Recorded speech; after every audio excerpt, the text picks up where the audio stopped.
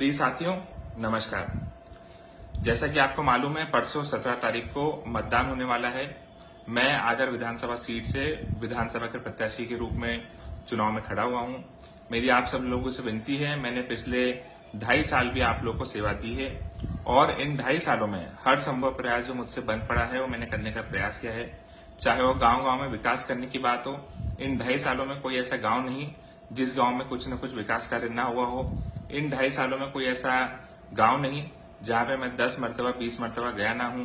इन 2.5 सालों में कोई ऐसा काम नहीं रहा जिसमें मैंने जनता के सुख दुख में खड़े होने का प्रयास नहीं किया। इन 2.5 सालों में जब जब कोई संकट की घड़ी आई, चाहे वो कोरोना काल हो, चाहे वो किसान जब खरीदी केंद्र पर खड़े थे उसकी बात हो, चाहे वो बाबा बैजनाथ की जब सवारी नहीं निकल रही थी उसकी बात हो, चाहे वो एमपीबी का जब अत्याचार दिन पे दिन किसानों पे बढ़ता जा रहा था उसकी बात हो, या चाहे कोई अन्य बात हो, हर मोर्चे पर मैंने जनता की लड़ाई लड़ने का प्रयास किया है।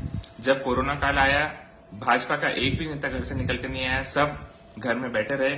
लेकिन कोरोना काल में अपनी जान दांव पे लगाकर भी मैं जनता की सेवा करने से पीछे नहीं हटा।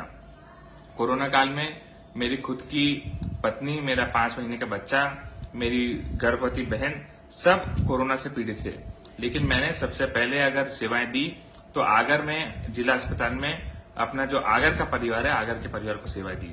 मैं मानता हूं कि एक जनप्रतिनिधि अपनी जान दांव पर लगाकर जनता की सेवा करे। मैं मानता हूं कि इससे बड़ी परीक्षा कोई नहीं हो सकती, लेकिन मैंने उस परीक्षा को भी पास करने का प्रयास किया है।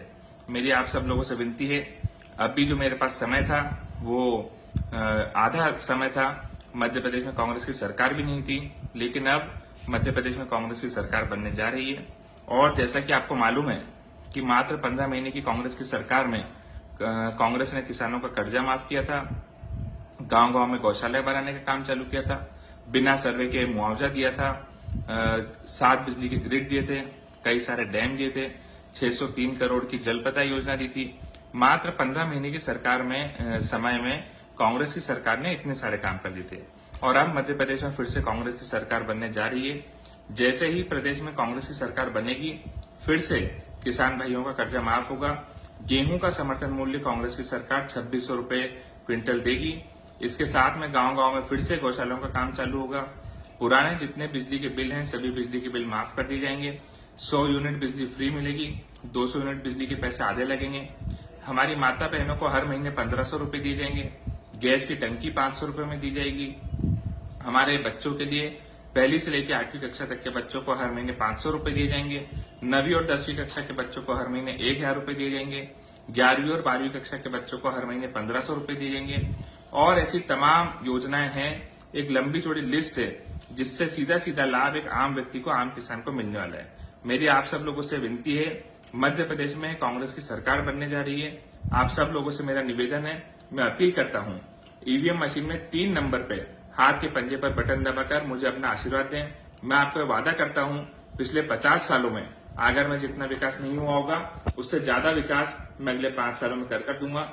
मेरी आपसे विनती है, मैं हमेशा से आपके साथ, आपके परिवार के सदस्य के नाते, आपके भाई के नाते, आपके बेटे के नाते जुड़ा रहा हूं।